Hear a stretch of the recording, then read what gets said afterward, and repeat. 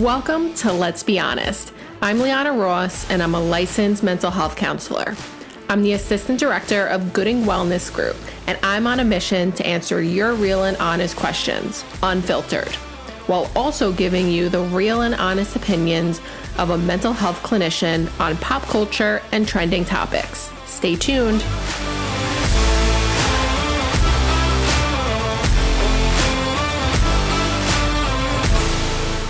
Welcome back to Let's Be Honest podcast. I'm Liana and I'm your host. I'm a licensed mental health counselor.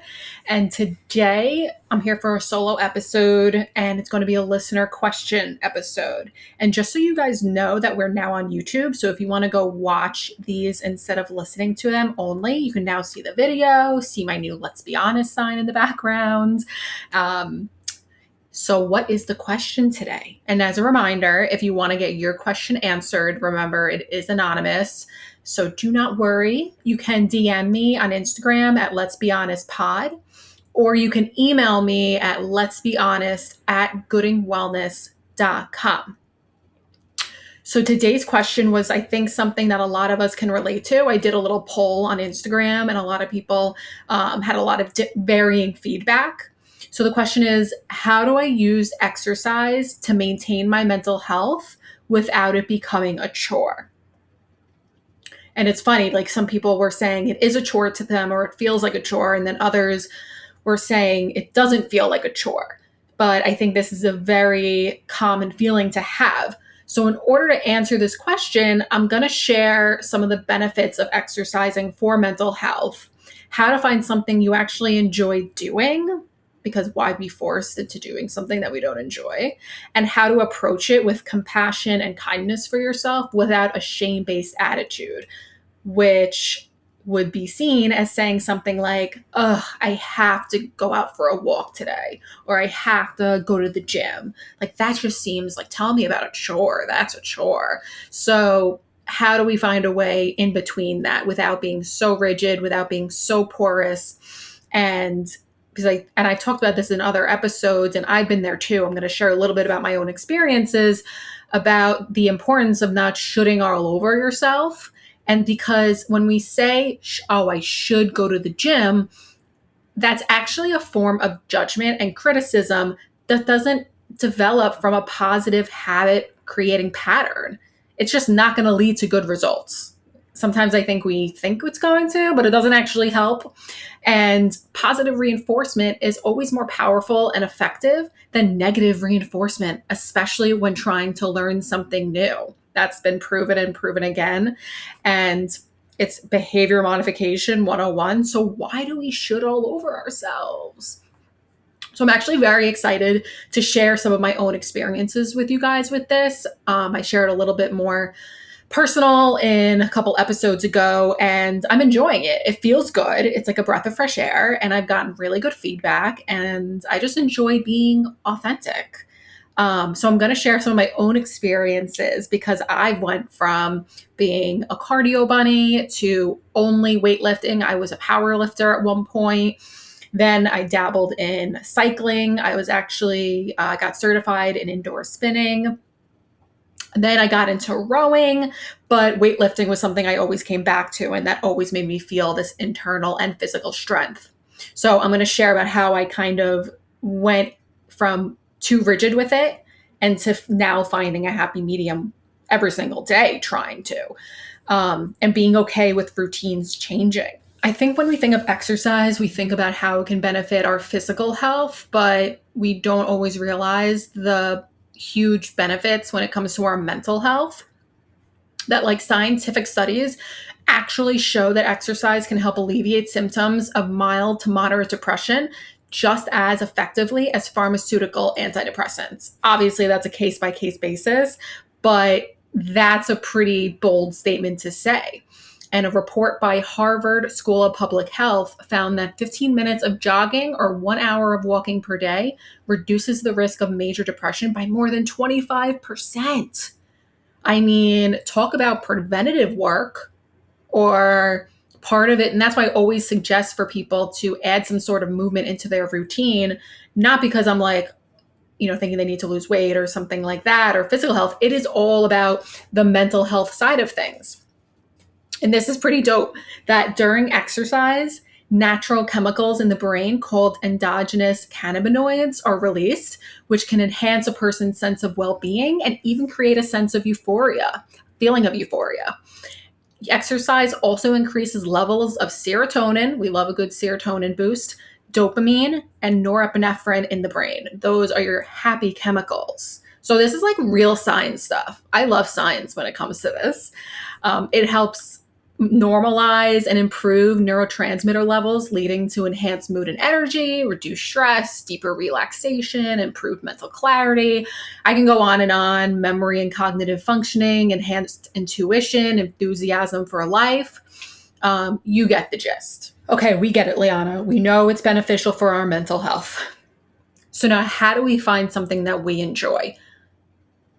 We don't know until we try. It's so funny because when I was really into powerlifting, which I also got into just by trying, I was like, I'm never going to do CrossFit. Like I just had this stigma against it that I think a lot of people had at the time. This was like circa 2016. And actually in 2020, during the pandemic, they had a whole outside parking lot where they did the workouts. And I actually started going to a CrossFit gym during that time, which I never thought I would like. And I actually really liked it. Like, of course, I paid attention to my body and I had an injury, which I'll talk more about. And it was such a great community. It was in Rockville Center in Long Island, 10 out of 10 recommend. And so for me, I find that I need to find something that gives me a sense of accomplishment rather than something that I only do for physical aesthetic benefits. Because for me, like I've seen that those feelings are very fleeting. And I'm sure like we've had the feeling of it's never enough, right? It's like, oh, maybe our goal is, I don't know, abs. And then we get the abs and then, oh, well, I want more abs or I want my arms to be toned. Like it's never enough. And therefore our goal only becomes aesthetic and it feels more like a chore rather than, for me, I know working out makes me feel just way more energy. I just feel so connected to my body. I enjoy it. I love it. And I can't wait to feel those feelings. So therefore, it's not that I'm just motivated to work out. I'm motivated to get the end result. And it feels good during it, especially if I'm doing something I enjoy. And I know not everyone's into weightlifting, of course. And so for some, it might be more cardio based, whether it's running, biking, walking, swimming. Personally, I was never a good swimmer. Like I hate swimming so much, but I can go on a bike ride for a very long time. Running, I got into last summer, which I never thought that I was going to get into it. I always said I'm not a runner. And then I found this beginner running program and I actually enjoyed it because I enjoyed seeing these small steps in growth. And now I'm not running really. I like walking more. So I'm also meeting myself where I'm at, right? Like I'm not saying, Liana, you were running last year. Why are you walking this year? Get up with the running. I'm just going to listen to myself where I'm at. Why force it? I also love hiking. It's very mindful for me.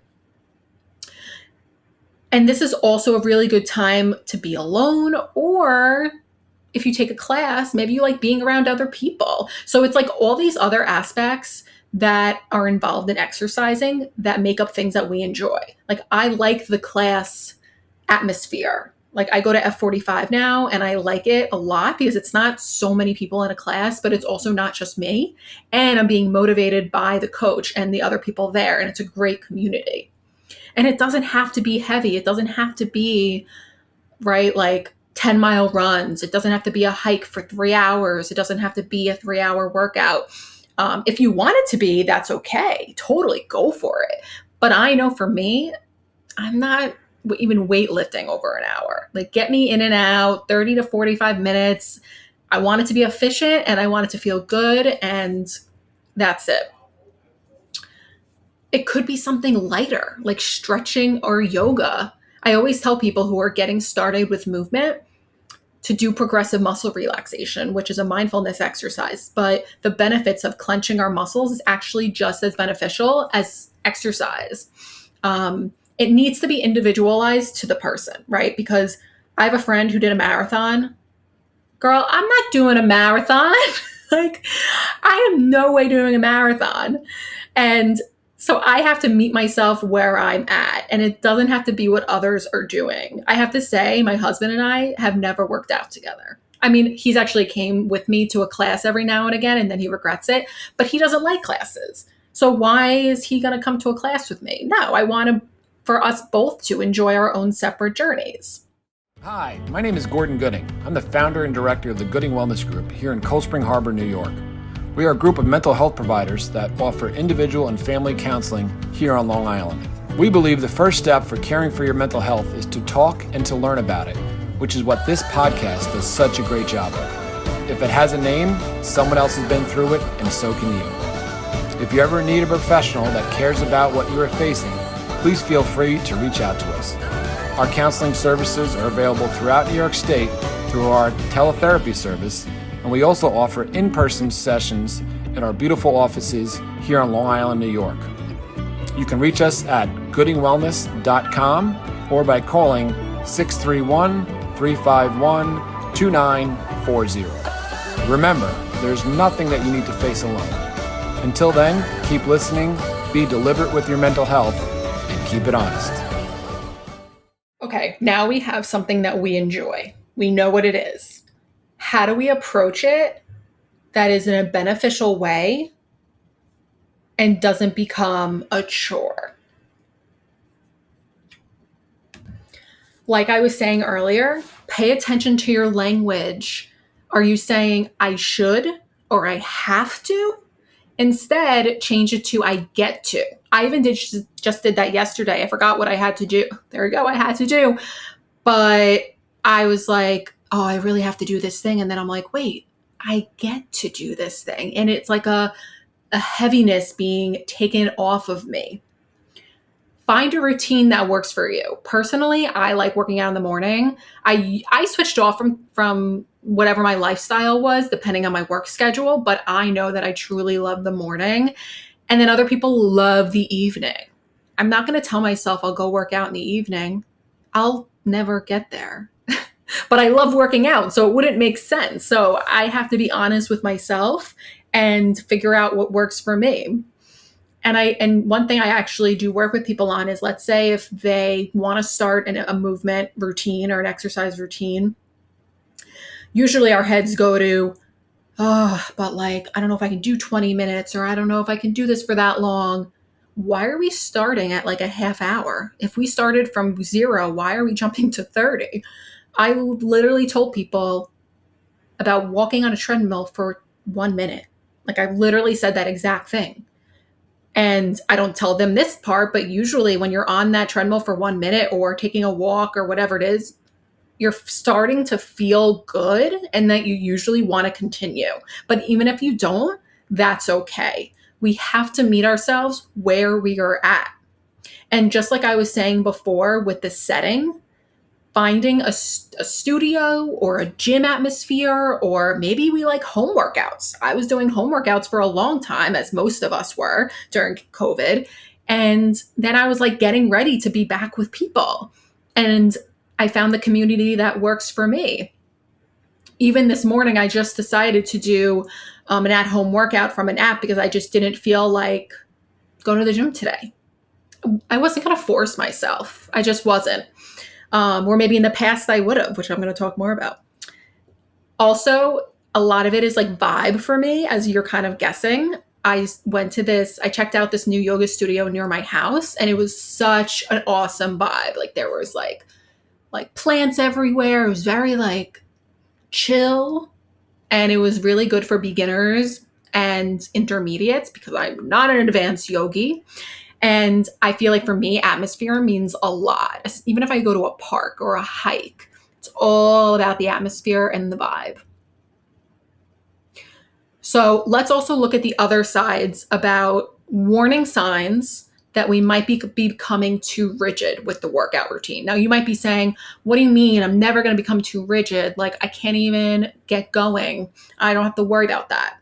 Well, I think this is helpful just to have it in mind, because it's happened to me. It's happened to a lot of people that I've talked to. When they become very passionate about a type of exercise, it goes to the other end of the spectrum real quick.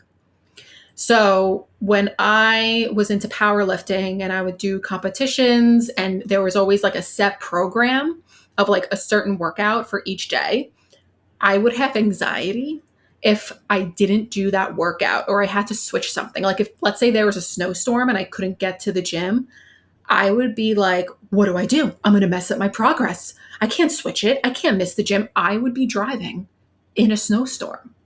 And it's okay if you do that, 110%, but it's like, what are the intentions? For me, it was the anxiety around the rigidity. And if my schedule was out of whack, there were many times that I would be on vacation. I remember one time specifically, or many times, that I was in Georgia visiting my brother with my family, and like I had to find a gym to work out at. Why couldn't I just miss a few days? Which I do now. I go on vacation and like I like to move my body, so I'm always going to find ways to do that to feel good, like physically and mentally. But it's the rigidity around like I need to find a gym to work out at because I can't go off my routine. Like that is a red flag, that narrative. If the schedule has to change and we feel uncomfortable about it, I'd encourage you to use that as an opportunity to explore, because I wish I did. It was just the way I did things. And I was validated for it too, right? Because people would say, oh, this is like it was like my identity, really. And when we attach our self-worth to the activity, which tends to happen, I'm only this special because I run X amount of miles or I lifted this amount of weights. I think it's very easy to attach ourselves to a certain accomplishment. And again, it's amazing to run a marathon. It's amazing to lift 300 pounds. But when it becomes like tunnel vision, and maybe I'm missing out on family relationships or social gatherings, or I'm having a lot of anxiety, like that's a red flag. I'm also going to share an experience about listening to your body, because that's my next point. Through my powerlifting career, I injured my back towards the end, and I did not stop. And I just kind of tried to weasel around it. I didn't know what it was. I think it was nerve damage. Who knows? I got MRIs. But I remember when the physical therapist said to me, you can't lift this heavy anymore. And I was like, watch me. I was like, what do you mean? And wouldn't you know that I remember so vividly being at the gym, my back just like flipped and it hurt so bad I couldn't even pick up a 10-pound plate from the floor. Like I could not bend down. I could barely walk. And that was my body telling me, Liana, you went on too long. You should have listened to me. If you insist on exercising while in pain, something is wrong. That's a red flag. I know it's an adjustment, and it was going to be an adjustment for me. That's why I stopped powerlifting, because my back injury, it wasn't going to be beneficial anymore. I still find a way to lift now. I do lift weights now, but I know what I can and can't do. So it's about being honest with yourself. If you feel an injury, if you feel, even if it's a pulled muscle, attend to it. Everything is going to be okay if you don't work out the next day or the next few days or freaking weeks. It's okay, because I will tell you, I've regretted it in the long run. And I have to be honest, I'm still working on being okay with a fluctuation in my schedule. And that's okay, right? Like I've gone on many vacations, and yeah, there are times that I go to the gym, but I'll do it in the morning before we have anything planned. And I do it because it makes me feel good. I don't do it because I'm going to have anxiety if I don't. Because if I don't, it's okay. I'm totally good with that. So focus on the intention. Even if for you, it's about getting started. Why are you getting started? What's your why? I hope you guys got something out of this. I'm really excited to share on this topic because I've always loved exercise, and I still do to this day. And movement, I kind of call it movement now. So it becomes almost like softer and kinder. So some takeaways from this is be kind to yourself. Watch out for that shame-based self-talk. Find something you enjoy, like you really enjoy, not just like, it's doable.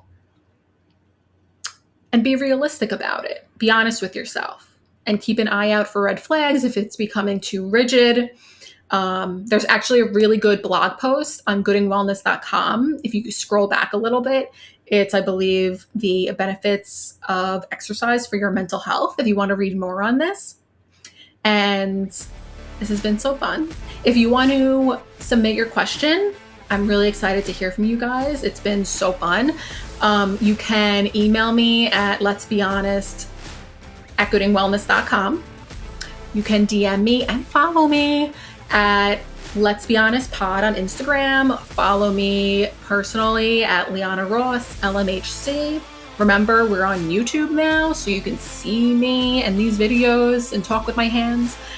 And if you're interested in therapy, whether you're in person in Long Island and you want to come in for sessions in Cold Spring Harbor, or you live in New York and you're interested in virtual sessions, hit us up. goodingwellness.com, longislandteletherapy.com. And whether it's with me or someone else, we can help you get there. All right, guys, till next time.